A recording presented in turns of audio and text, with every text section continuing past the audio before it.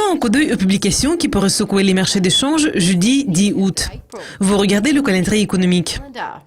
Deux publications sur l'économie britannique en juin vont paraître à 8h30. Et la balance commerciale en est une. Le déficit commercial a augmenté en mai en raison d'une hausse des importations de matériel de transport, de pétrole et de machines électriques. Les productions industrielles a reculé en mai après un mois d'une croissance médiocre. Une estimation mensuelle du PIB NUESR du Royaume-Uni pour juillet sera publiée à midi.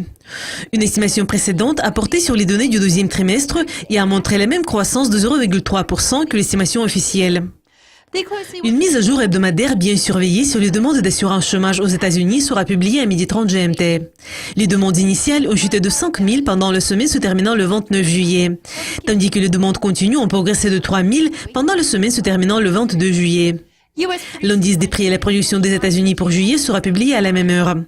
En juin, les données se sont renforcées plus que prévu car l'indice a retrouvé la croissance. L'indice des prix des logements neufs du Canada pour juin sera disponible à la même heure. L'indice a surpris à la hausse en mai, principalement en raison des hausses à Toronto et Vancouver. La balance du budget fédéral des États-Unis pour juillet sera disponible à 18h. Le déficit budgétaire a été plus grand que prévu en juin. En plus, la balance a été positive il y a un an.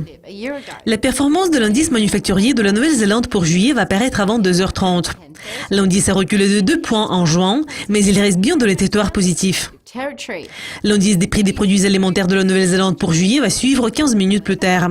L'indice a continué à progresser en juin, mais à un rythme plus lent qu'un gain de 2,4% enregistré au cours du mois précédent. Les traders de Lucie devraient suivre de près un événement prévu pour 23h30, lorsque le gouverneur de la Banque de réserve d'Australie, Philippe Lowe, va témoigner devant la Commission permanente des affaires économiques de la Chambre des représentants à Melbourne.